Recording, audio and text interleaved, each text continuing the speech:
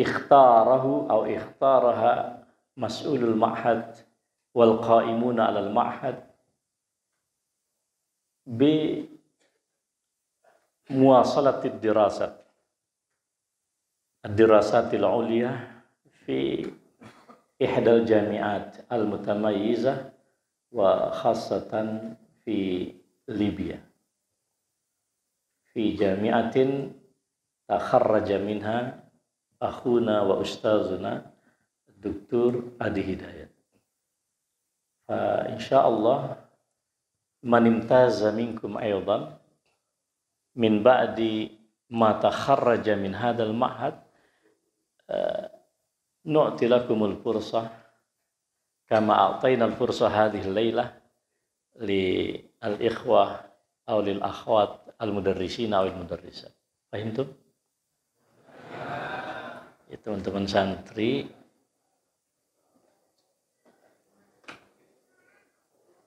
oh iya, mohon maaf bapak-bapak. Jadi teman-teman santri harus ini ya kalian ini talabatul ilm. Ini manusia-manusia spesial. Ini udah gagah-gagah begini pakai jas keren banget. Mudirnya juga ganteng. Iya kan? Waduh. Kayaknya Indonesia ini aman, Ustaz. Kalau ngelihat Sabilur Rasyad ini Indonesia aman kayaknya. Iya kan? Jadi teman-teman sekalian, madza aqul urid an aqula aidan, khusus ini buat antum dulu ya. Apa namanya? A'iddu anfusakum li an ta'ishu fi zamanin tataqallabu fihi kullu syai'. Wa idza aradtum an ta'rifu kaifa kana an-nabiy sallallahu alaihi wasallam yubayyinu asr al-inqilab. Mada qala an-nabiy sallallahu alaihi wasallam fi haditsin min ahadits sahihah, badiru bil a'mali fitanan ka qita'il laylil muzlim yusbihu ar-rajulu mu'minan wa yumsi kafiran aw yumsi mu'minan wa yusbihu kafiran wa illatu dzalika wahidah yabi'u dinahu bi'aradin minad dunya. Jadi walakin ra'su malina wahid huwa al-ilm, huwa al-ilm. Limadha?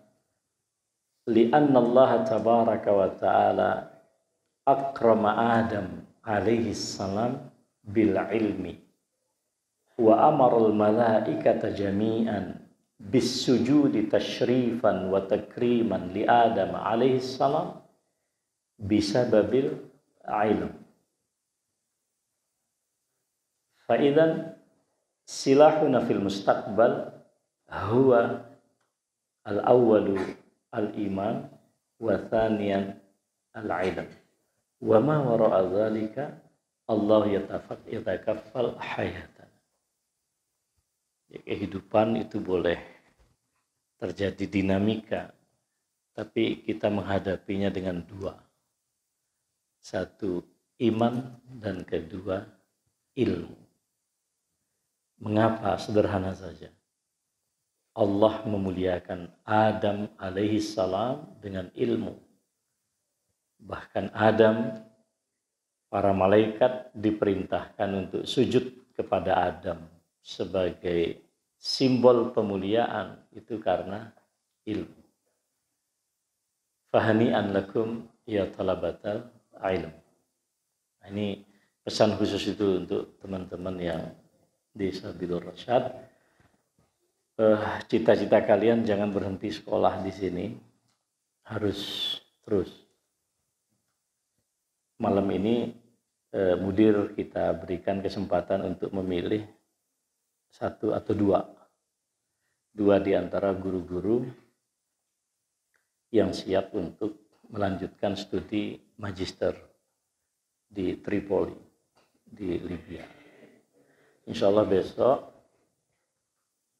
angkatan yang ketiga itu, jadi tanggal 4 dini hari jam 00.15 menit, insya Allah sudah take off ke Libya. Itu 7, 5 S1, 2 S2. Nah, malam hari ini kami masih ada 10 seat Ustaz, tapi sudah terisi 6, sisa 4. Di Batur kemarin kami tawarkan untuk S1, masih mencari.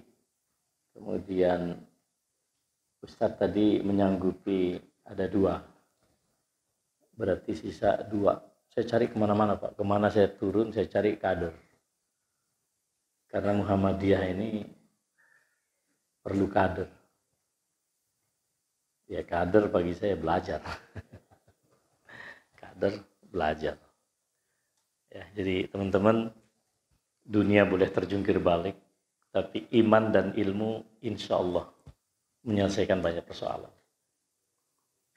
Kita berharap nanti wakil presiden datang dari Sabilur Rasyad. Oh, aminnya kenceng datang. Ini ada aura di sini nih, keren. Jadi nggak sia-sia tadi Ustadz menyampaikan. Saya bilang, apa antum mumayyizatnya apa? Imtiyazat antum itu apa di sini? Beliau sebut satu kata kunci, karakter. Ini kalau saya sebut karakter jangan ngantuk lu, awas. Jadi anak-anak Sabilur Rasyad itu punya karakter. Jadi teman-teman sekalian yang saya hormati, saya sedang berpikir untuk menyederhanakan materi ini Ustaz, karena saya nggak nyangka di hadapan santri. Jadi saya kira pengajian ini PDM. Jadi oke. Jadi ikhwah sekalian dan para bapak ibu yang saya muliakan. Sekarang kita bercerita dulu. Ya kan. Teman-teman mungkin pernah dengar juga dari asatiz, dari mudaris ya. Sebetulnya persoalan hidup kita itu apa sih yang paling besar, yang paling mendasar apa? Apakah persoalan hidup kita ini, okelah, orang-orang para ilmuwan yang memprediksi bahwa dunia ini akan mengalami krisis pangan. Itu ketika populasi dunia itu sudah sedemikian melompat. Hari ini mungkin sudah di angka 10 miliar. Konon manusia akan mengalami krisis. Bahkan Pak Prabowo kemarin mengatakan dalam pidato beliau di luar negeri, tidak kurang dari berapa itu ya, 25% anak-anak kita setiap hari itu tidak dapat asupan gizi secara manusiawi. Bahwa energi bumi itu akan habis pada tahun 2045. Sehingga semua sekarang para ilmuwan sedang berpikir bagaimana membuat energi terbarukan melalui bioenergi dan lain-lain. Padahal kalau dilihat peta dunia itu, negara-negara yang bisa menghasilkan bioenergi itu ya negara yang berada di garis khatulistiwa, dan jumlahnya itu sangat sedikit. Jadi yang Indonesia itu dari Aceh sampai timur itu, kita semua pulaunya itu berada di garis ekuator. Padahal penduduk bumi yang berada di ekuator itu kurang dari 20%. Artinya selebihnya itu berada di luar itu. Maka Indonesia menjadi primadona. Saudi akan mengalami kehabisan energi, maka pariwisata dikembangkan. Dan seterusnya. Orang boleh mengatakan persoalan kita energi, persoalan kita pangan. Tapi secara akidah kita diajarkan oleh Al-Quran untuk tidak perlu risau. Wa ma min dabbatin illa 'alallahi rizquha. Secara akidah kita tidak perlu risau. Nah, Adam alaihissalam radhiyallahu ta'ala alaihi salatu wassalam, Adam alaihissalam, ketika beliau hidup di surga, nah ini kita cerita dulu. Beliau diberikan semua kenikmatan.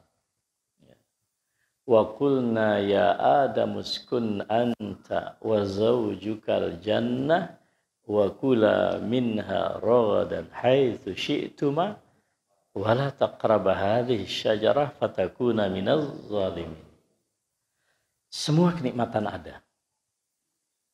Nah, itu ada. Allah hanya minta satu aja. Jangan mendekati suatu la taqraba hadhihi syajarah. Tapi apa yang terjadi? Fa'azallahuma syaitanu anha fa'akhrajahuma mimma kana fi. Konsekuensinya akan jelas. Adam diperintahkan oleh Allah untuk meninggalkan surga. Jadi jemaah sekalian yang saya muliakan, adik-adik dan teman-teman santri yang saya ta'zimi, Profesor Dr. Musfir Az-Zahrani itu mencoba melakukan riset. Apa sih yang dialami Adam alaihissalam di awal beliau diturunkan untuk turun ke muka bumi ini? Apa persoalan yang dihadapi Adam? Padahal Allah sudah mengatakan, qulna habitu minha jami'a fa imma ya'tiyannakum minni huda. Tidak sebelum itu. Tentang itu. Wa qulna ya Adam uskun anta wa zawjukal jannata wa kula minha ragadan haitsu syi'tuma wa la taqraba hadhihi syajarah fatakuna minaz zalimin fa azallahuma asyaitanu anna fa akhrajahuma mimma kana fi wa qulna bitu ba'dukum li ba'din adu wa lakum fil ardi mustaqarrun wa mata'un ilahin. Semua fasilitas hidup disiapkan oleh Allah meskipun ada masa jangka. Tapi infrastruktur hidup, infrastruktur fasilitas semuanya ada. Temuan dari Profesor Musfir Az-Zahrani kemudian, ternyata persoalan Adam alaihissalam bukan itu, Pak. Adam alaihissalam merasa kehilangan sesuatu yang dulu pernah dimiliki waktu hidup di surga, yaitu apa? Nikmatnya menyaksikan tawaf para malaikat yang ada di Baitul Ma'mur. Sampai di muka bumi, Adam tidak mendapatkan itu. Beliau risau. Jadi yang diminta Adam alaihissalam itu bukan fasilitas, bukan infrastruktur kehidupan, apalagi jabatan. Yang beliau minta kepada Allah agar ada satu tempat dia beribadah di muka bumi untuk dapat meniru para malaikat melakukan tawaf di Baitul Ma'mur. Keluhan Adam, galaunya Adam alaihissalam didengar oleh Allah dan dikabulkan. Maka disitulah Allah perintahkan kepada malaikat untuk membuat satu rumah. Ya kan? Inna awwala baitin wudi'a linnas lalladzi bi Bakkah. Rumah yang pertama diletakkan. Nah, kesimpulannya persoalan umat manusia itu bukan persoalan kelaparan, bukan persoalan habisnya energi bumi, tapi persoalan terbesar manusia adalah persoalan rohaniah. Nah, itu dia. Maka kita ini Ibu Bapak, para dai, para orang tua, karena orang tua ini pun juga ya dai, ya kan? Para dai, para mubalik, ya kan? Besok kalau anak-anak kita, ya, ini para orang tua, coba lihat, ketika ada dua ibu bapak datang kepada Khalifah Umar bin Khattab mengeluhkan anaknya yang durhaka. Semua keburukan anaknya disebut di hadapan Khalifah.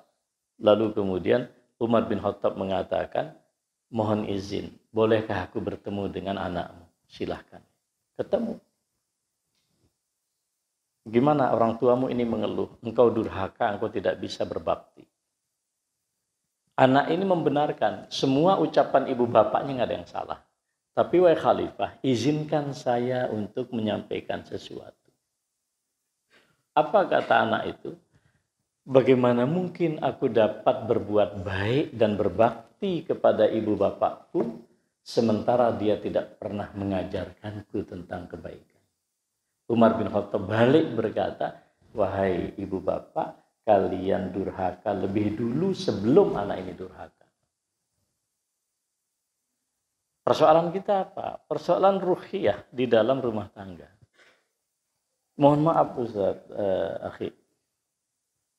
Ruhiyah kita ini di ruhiyah para guru, ruhiyah para santri itu harus dijaga betul. Termasuk kita dakwah, Pak.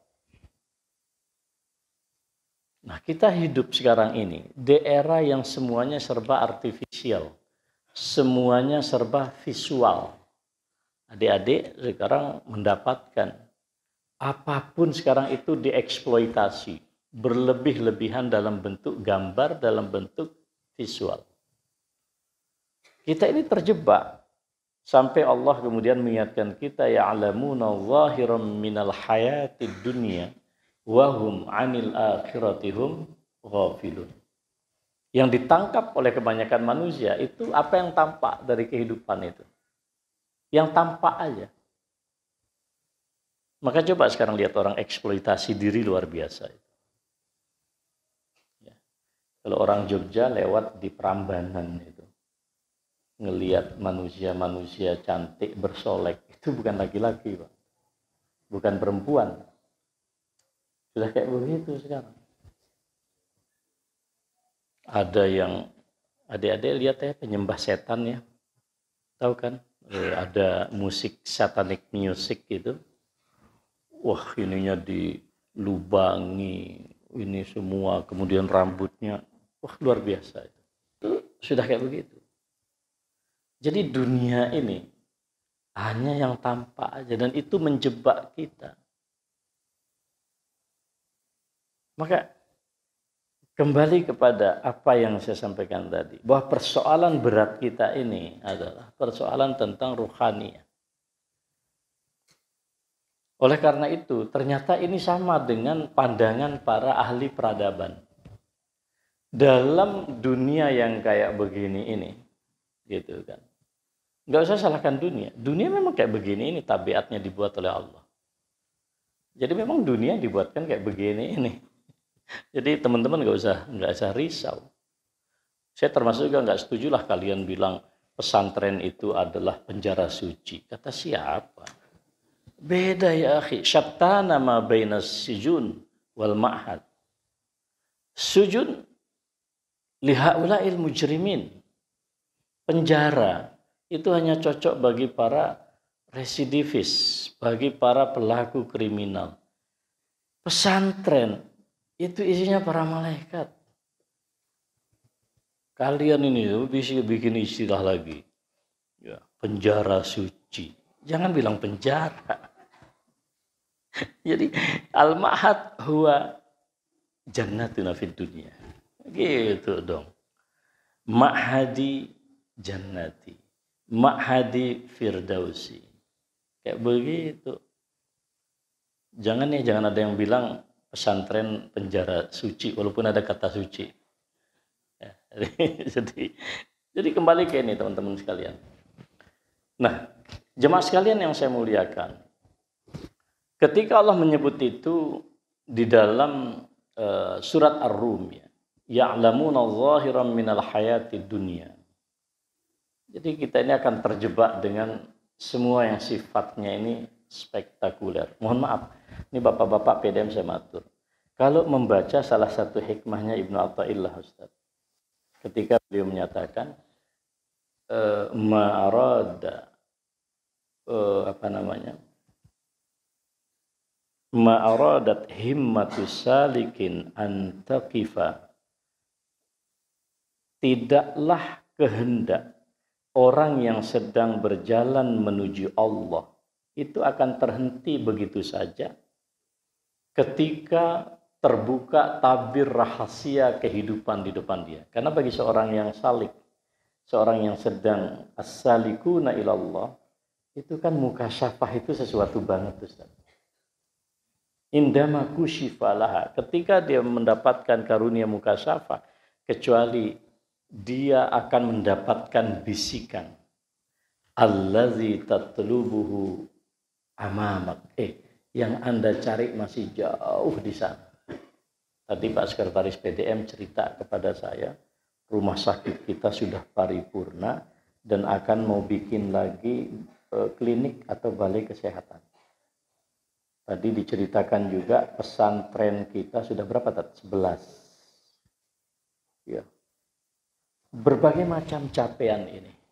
Tapi pertanyaannya, apakah yang kita cari hanya itu? Tidak. Imam Ibnu Athaillah mengajarkan kita, yang Anda cari masih jauh di sana.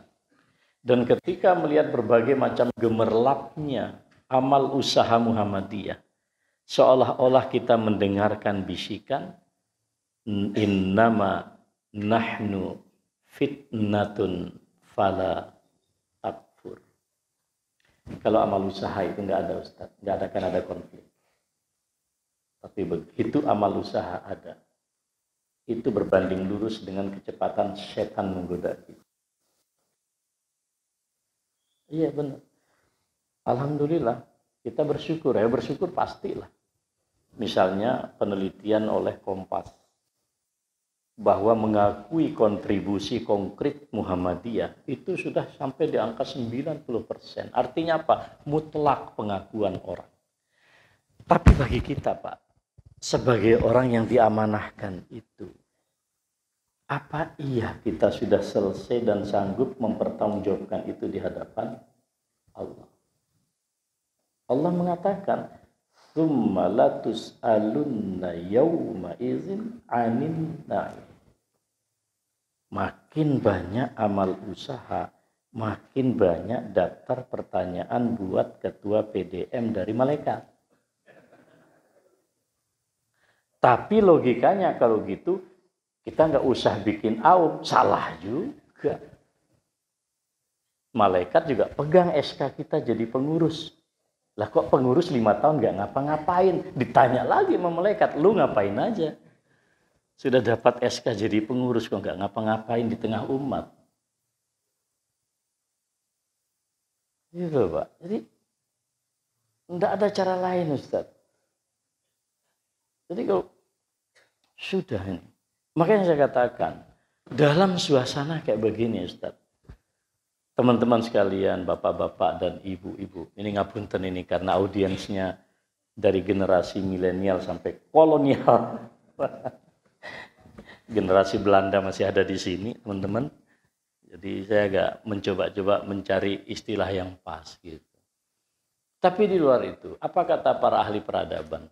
Bangsa yang sanggup bertahan di tengah derasnya arus disrupsi, terjungkir baliknya kehidupan, adalah bangsa yang memiliki modal rohaniah dan spiritual.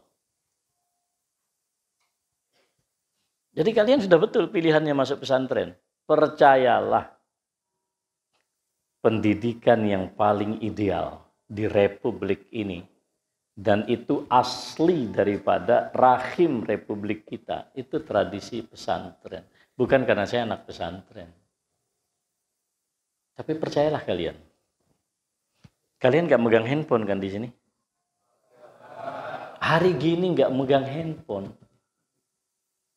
Itu keren banget. Kenapa? Orang Australia sekarang, Pak, sedang menyusun rancangan undang-undang melarang handphone buat anak-anak. Mereka nggak pakai Quran, Pak. Karena dia tahu persis.